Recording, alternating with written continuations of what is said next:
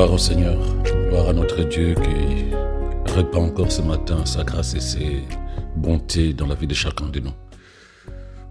Merci Père pour le souffle de vie de ce matin, merci pour ton amour et ta bonté qui se répand dans les profondeurs de notre vie ce matin.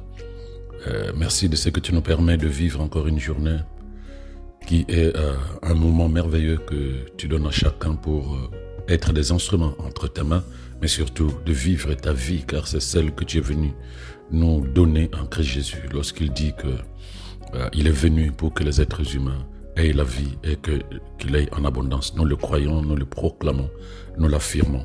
Ce jour est béni de toi et nous sommes honorés et nous sommes reconnaissants. Que la louange te revienne à toi seul, Père, dans le merveilleux, excellent nom de Jésus. Amen.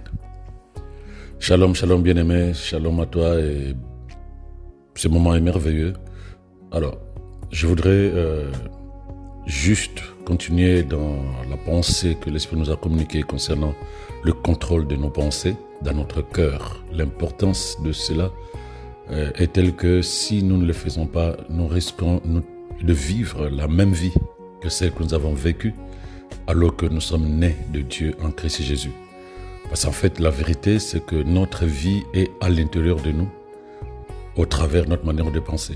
Voilà pourquoi, encore une fois, la première des choses que Jean le Baptiste a transmise au peuple d'Israël lorsque il préparait la venue de Jésus, c'était qu'il se repente. Se repentir, c'est changer la manière de penser, changer la manière de voir les choses. Et même Jésus lui-même a commencé par là. Donc ses premiers enseignements, quand il a commencé à prêcher, c'était pas autre chose. Il a dit repentez-vous. Repentez-vous car le royaume de Dieu est parmi vous. Parce que la vie de Dieu peut être là où tu es. La vie de Dieu peut être à l'intérieur de toi. Mais tant que tu ne te repens pas, c'est-à-dire que tant que tu ne changes pas ta manière de voir les choses, tu continueras à fonctionner de la même manière et en continuant à fonctionner de la même manière avec les mêmes principes, les mêmes erreurs, les mêmes pensées d'échec, de précarité.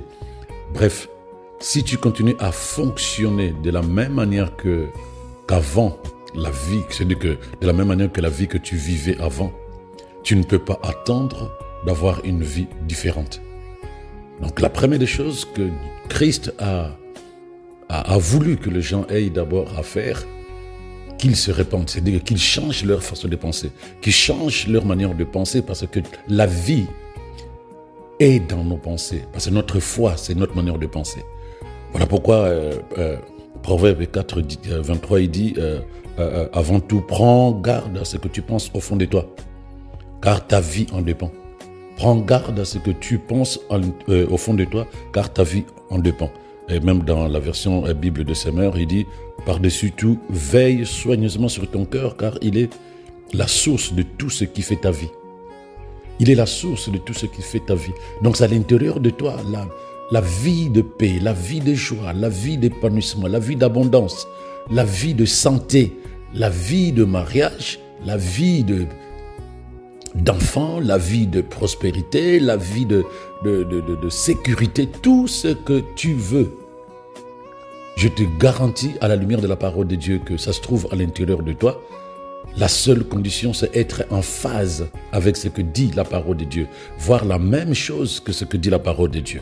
Voilà pourquoi Dieu nous dit garde ton cœur. Garde ton cœur, c'est la même chose qu'il avait dit à Adam. Il a dit à Adam de garder le jardin, de cultiver le jardin. Donc là, tu verras ça dans Genèse 2, verset 15, quand il nous dit, quand la Bible dit, l'Éternel Dieu prit l'homme et le plaça dans le jardin d'Éden pour le cultiver et le garder. Donc, le jardin d'Éden, symbole de cette intimité avec lui. Parce que c'est là où il venait rencontrer régulièrement Adam. Dieu venait rencontrer Adam. Et même quand Ève est arrivée dans la vie d'Adam, Dieu venait les rencontrer au jardin, donc lieu d'intimité. Il dit garde ce moment, ne perds pas de vue, ne te détourne pas, ne te déconnecte pas de cet endroit, de ce moment, de cet endroit où tu es en communion avec moi, car ta vie en dépend. Et qu'est-ce qui est venu, qu'est-ce qui est advenu après? Ben, c'est que lorsqu'ils se sont détournés de la parole de Dieu, de ce que Dieu leur a dit, ben, ils sont morts spirituellement. Ils ont perdu tous les privilèges qu'ils avaient. Ils ont perdu tout parce que tu ne peux pas vivre une vie épanouie, une vie merveilleuse, une vie d'abondance, une vie de paix, de joie, si tu te déconnectes de la source de vie qu'est le Seigneur. Donc il lui dit garde, et garder c'est prendre soin, garder c'est protéger, garder c'est assurer sa sécurité contre une agression extérieure. Donc tout ce qui est influence extérieure, tu gardes ton âme. Tout ce qui est séduction extérieure, tu gardes ton âme. Donc c'est dans ce sens que nous devons défendre nos cœurs contre les mauvaises pensées. Parce que, encore une fois, le combat que mène le monde spirituel, donc Dieu et Satan, se passe dans tes pensées, que tu le veuilles ou non. Voilà pourquoi Paul dit « combat le bon combat de la foi ». Combat le bon combat de la foi, c'est-à-dire apprends à protéger ton esprit des pensées mauvaises, parce que ta foi est dans tes pensées. Donc si l'ennemi arrive à attaquer ta manière de penser, tu ne peux pas avoir une foi stable qui est soutenue par la parole de Dieu ou qui est attachée à la parole de Dieu. Tu ne peux pas. Donc lorsqu'il va dévier ta manière de penser, il va dévier ta foi. Il dévie ta foi, il détruit ta vie. Dieu ne va pas garder ton cœur pour toi. Non. C'est la responsabilité de chacun de nous. Et ton cœur à toi, bien-aimé, c'est ta responsabilité. Ce n'est pas la prière. Mais c'est à toi de te dire, je sais de quoi il s'agit. Et il nous rend capables. Tu n'es pas impuissant. Dieu ne te demandera jamais quelque chose que tu ne peux pas faire. Donc c'est une bonne nouvelle déjà. Quand il te dit garde ton cœur, il sait que tu disposes des outils, des capacités pour pouvoir protéger ton cœur des influences négatives. Parce que ton cœur, c'est ton jardin. C'est ton lieu d'intimité, c'est ton lieu secret où Dieu vient répandre sa présence dans ta vie et où il répand sa vie à l'intérieur de toi pour que tu vives la vie des enfants de Dieu. Si ton cœur n'est pas protégé, c'est comme le jardin avec Adam et Ève qui n'a pas été protégé. Il est rentré, il les a séduits et il a tout détruit. Donc quand je dis que Dieu sait que tu es capable, dans Galates 5, verset 22, il nous dit car l'Esprit de Dieu produit bien autre chose. Il dit l'Esprit produit en toi quoi? L'amour, la joie, la paix, la patience, le bon caractère, l'amabilité, la serviabilité, la bonté, la générosité, la fidélité, la confiance dans les autres, la douceur, la modestie, l'humilité, l'aptitude à céder et à s'adapter, la tempérance, la chasteté, la maîtrise de soi. Il produit toutes ces choses. Il dit aucune loi n'interdit cela. Et contre ceux qui vivent ainsi, elle n'a même pas besoin d'intervenir. C'est-à-dire que si tu vis dans ces choses-là, si tu vis selon le fruit de l'esprit, il n'y a pas de principes, il n'y a pas de lois qui vont s'imposer à toi. Tu marches selon l'esprit. Oh, merveilleuse révélation. Tu marches selon l'esprit. Donc, il dit que tu es capable, la tempérance, cette capacité de te retenir. Cette capacité de te retenir volontairement. La maîtrise de soi, cette capacité de ne pas réagir au pif des émotions, au pif des pulsions. Donc, si l'esprit est à l'intérieur de toi, je parle de l'esprit de Dieu, il a transmis à ton esprit la capacité de pouvoir contrôler ce qui entre à l'intérieur de toi, de pouvoir contrôler ce qui vient du dehors et que l'ennemi peut utiliser éventuellement pour t'influencer. Donc la première des choses que tu dois faire, c'est de te dire, de réaliser que cette manière de penser n'est pas forcément pour ton bonheur. Tu dois réaliser cela, que ce n'est pas la bonne manière de penser. Parce que depuis que tu penses de cette manière-là, les choses n'ont pas fonctionné comme il fallait. Cette manière de penser que tu as hérité de plusieurs années d'éducation familiale, des traditions philosophiques, des cultures humaines et même des enseignements erronés. Cette mentalité qui s'est incrustée à l'intérieur de toi, que tu as hérité de ta famille, parce que tout le monde pense de la même manière, tout le monde fonctionne de la même manière, ou simplement de toute autre influence que tu as subie sur le chemin de ta vie. Tu sais, la Bible dit dans Proverbe 25, verset 28, il dit que L'homme qui n'est pas maître de lui-même est comme une ville forcée et sans muraille. La personne qui ne contrôle pas ses pensées, n'importe quelle influence négative est capable de rentrer à l'intérieur d'elle et de pouvoir lui apporter n'importe quelle manière de fonctionner qui ne sera pas pour la gloire de Dieu ni pour son propre bonheur. Donc tu dois réaliser que c'est pas bon. Que les soucis que tu as eus dans tes relations humaines, les problèmes que tu as eus dans tes études, mais à cause d'une manière de penser, tu as tout perdu. Tu as pris des décisions qui ne sont pas forcément les décisions qui étaient les meilleures pour toi, mais tu les as quand même prises à cause de ta manière de penser. Tu as posé des actions qui n'ont pas été pour la gloire de Dieu, mais tu les as quand même posées à cause de ta mentalité, ta manière de voir les choses. Donc, quand tu fais un bilan, toi seul dans le secret de ta chambre, avec le soutien du Saint-Esprit qui te révèle les choses que tu as eu à faire, les paroles que tu as eu à proclamer, les actions que tu as eu à poser, tu te dis non, il faut que je m'arrête là. Il faut que je m'arrête là, il faut que je change cela. Si Dieu me dit que je suis capable, je m'engage parce que j'ai une vie à vivre et à réussir. Si je continue à penser de cette manière-là, ça va me faire des problèmes. Je risque de rater mon existence, je risque de rater ma destinée. Il faut que tu réalises que ce n'est pas bon. Donc la première chose à faire pour pouvoir changer ta manière de penser et de changer tes habitudes, donc de changer aussi ta vie, c'est d'abord d'accepter. Accepter que tu peux contrôler ce qui vient au-dedans de toi. Parce que ta vie en dépend, bien-aimé. C'est parmi les versets les plus simples qu'on connaît, mais qu'on ne prend pas au sérieux.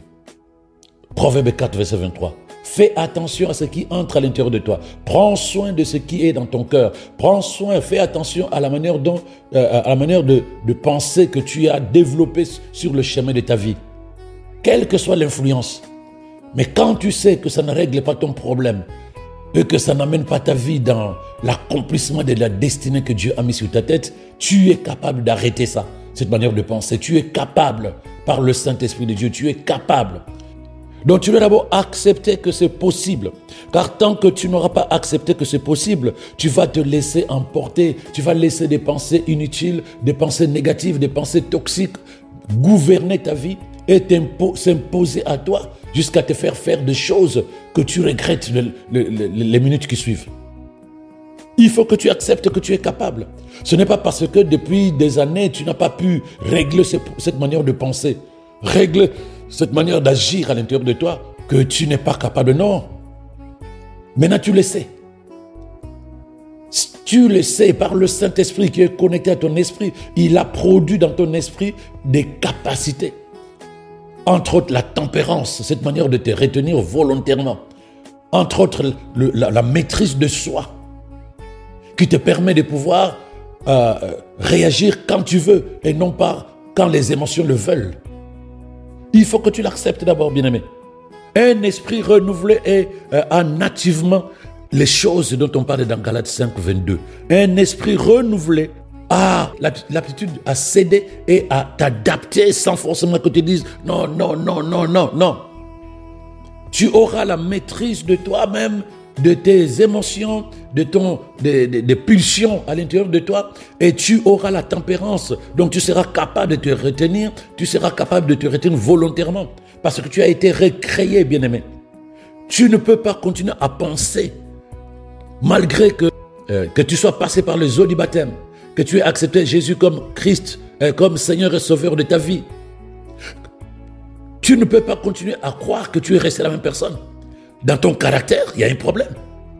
Tu ne peux pas continuer à penser que ta manière d'être, de faire, doit rester la même. Ce n'est pas possible. Tu es une nouvelle créature, dit la Bible dans 2 Corinthiens 5, 17. Les choses anciennes sont passées, même ta manière de penser. Tu dois accepter qu'à l'intérieur de toi, il y a des capacités de changer ta manière de penser qui est la source même de ta vie. Donc si tu es conscient de cela, cela signifie que tu es capable de contrôler ton esprit. Cela signifie que tu es capable de te contrôler. Maîtrise de soi, fruit de l'esprit. Tempérance, fruit de l'esprit. Cela signifie que tu es capable de faire tout ce que tu veux faire véritablement pour te déconnecter de l'emprise des émotions, de l'emprise de la culture, de l'emprise des traditions, de l'emprise de toutes les forteresses que l'ennemi a eu à bâtir à l'intérieur de toi, dans ton caractère. Tu es capable de détruire tout ça, de renverser cela, afin que tu développes en toi le caractère de Christ, qui est même dans Galates 5, 22. Tout ce qui est cité là, c'est le caractère de Christ. Donc lorsque nous disons que nous avons la nature de Christ, nous devons commencer à apprendre progressivement à chercher chaque portion du fruit de l'esprit à l'intérieur de nous, de développer cela. De développer cela.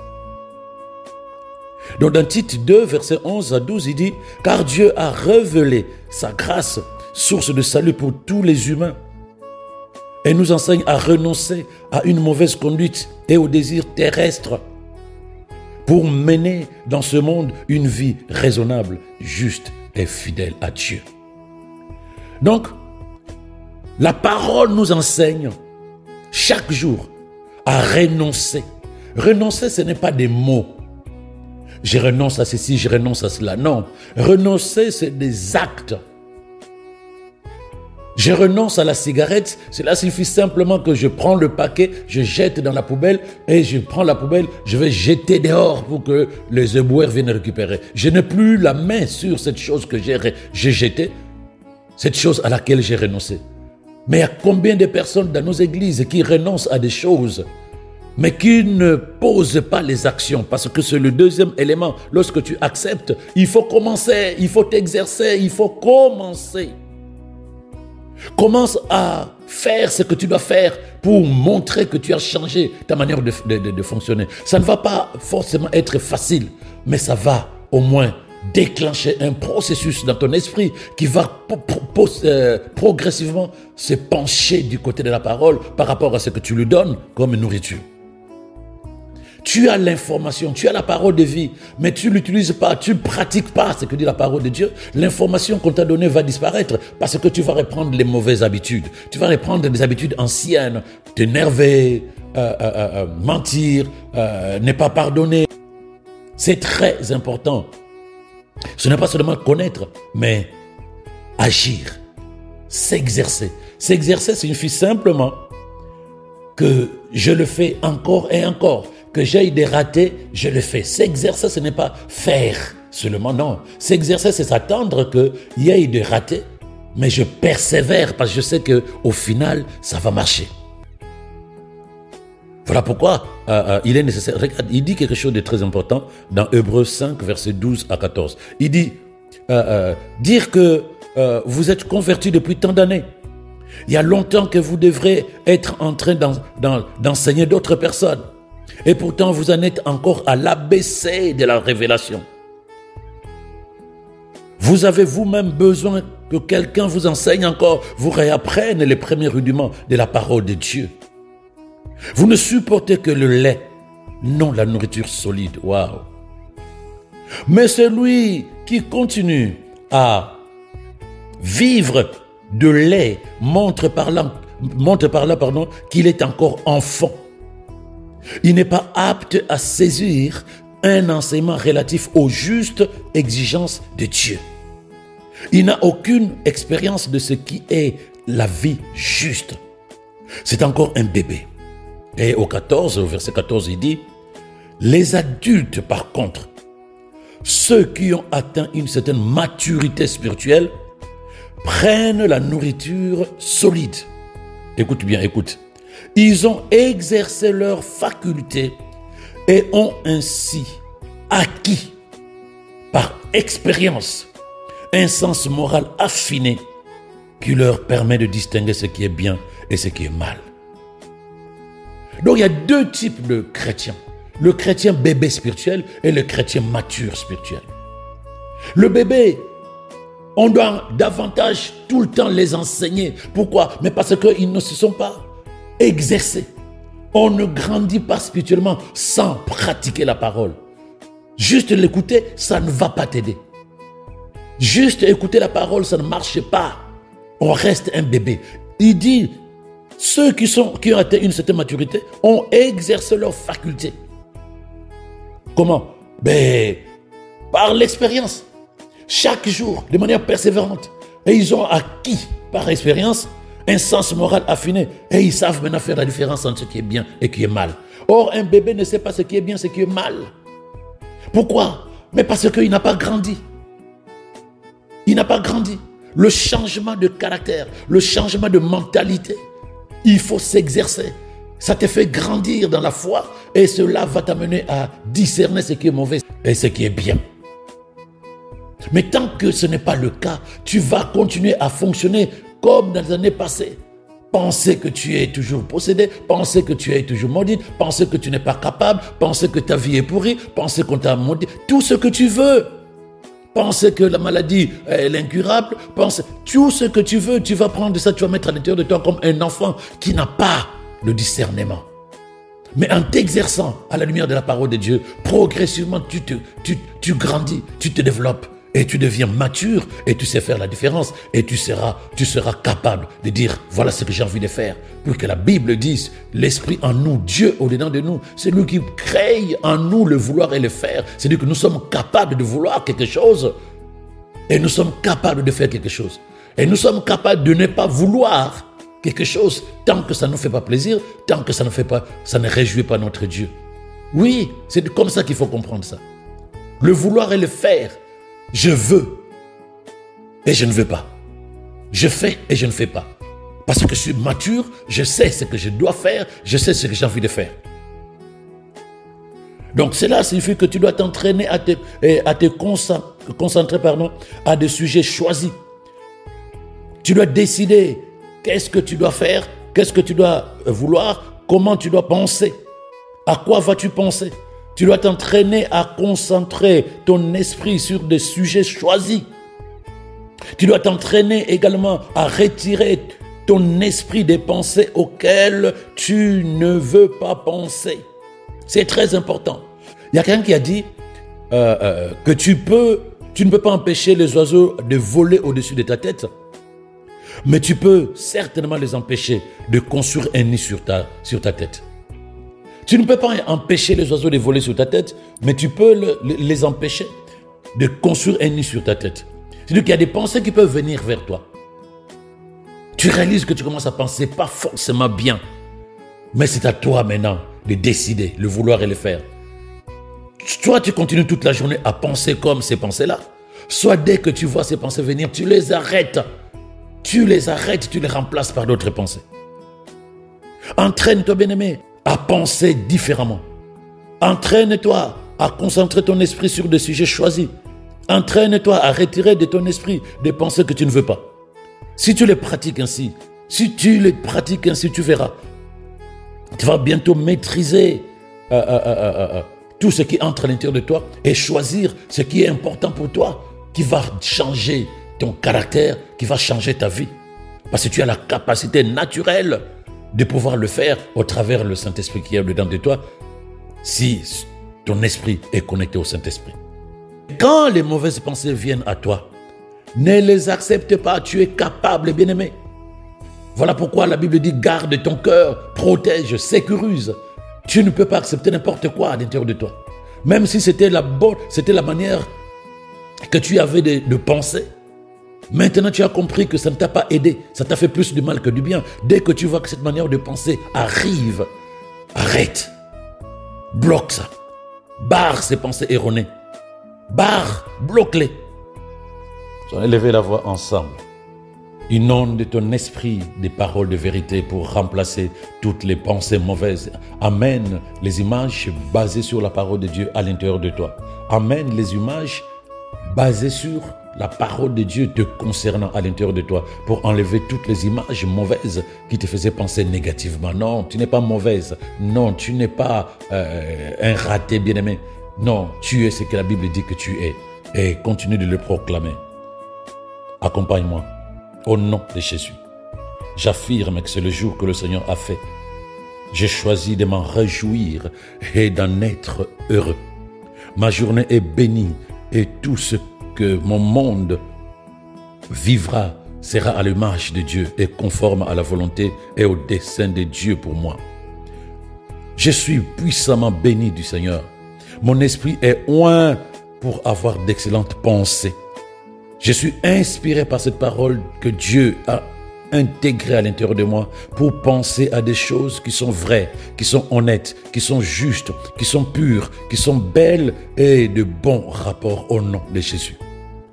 Toutes les images négatives que j'ai héritées sur le chemin de mon éducation, de ma vie de tous les jours, même par des enseignements erronés, toutes ces images sont détruites, annulées quant à leur puissance dans mes pensées, révoquées quant à leur influence dans mes actions. Et je laisse la parole de Dieu inonder mon être et me communiquer la pensée de Dieu me concernant. Ma foi ne reposera plus jamais sur la sagesse des hommes, mais sur la parole de Dieu. Je choisis de marcher par la foi et non pas par les perceptions sensorielles. Par mon esprit, je saisis les réalités du royaume et je marche dans la santé et non pas dans la peur de la maladie. Je marche dans la prospérité et non pas dans la précarité. Je marche dans la faveur divine, je marche dans la victoire divine, car je sais que celui qui est en moi est plus fort que celui qui est dans ce monde. Ma vie ne va que vers le haut et non pas vers le bas. Ma vie va vers l'avant et non pas vers l'arrière, parce que le Père m'a choisi et m'a ordonné d'être productif dans tous les aspects de ma vie. Mon esprit a été oint par la présence du Saint-Esprit. Je suis celui que Dieu veut que je sois. Je l'accepte dans les profondeurs de mon esprit. Et je proclame la croissance et l'accomplissement surnaturel de ma vie, de ma progéniture au nom de Jésus. Les yeux de mon esprit sont éclairés et je vois les bonnes opportunités. Je suis bien placé pour manger du bien de la terre. Je ne marche plus dans la peur de rater ou d'échouer. Je sais quoi faire et je le fais bien pour la gloire de Dieu. Oui, j'affirme que la parole de Dieu influence mes pensées.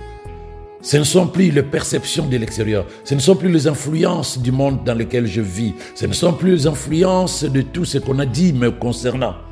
Je proclame et j'affirme que je suis une progéniture de la parole de vérité. La parole de Dieu seule influence et domine mes pensées. Elle produit en moi la capacité de faire le bien à tout moment. Je suis oint pour un temps comme celui-ci. Chaque jour quand je me lève, je sais que le Seigneur dispose pour moi de toutes les faveurs dont j'ai besoin pour marcher et accomplir la destinée qu'il a mise sur moi, ma tête, qui est pour la gloire de son nom. Je suis une réponse de Dieu pour mon entourage, un canal de bénédiction.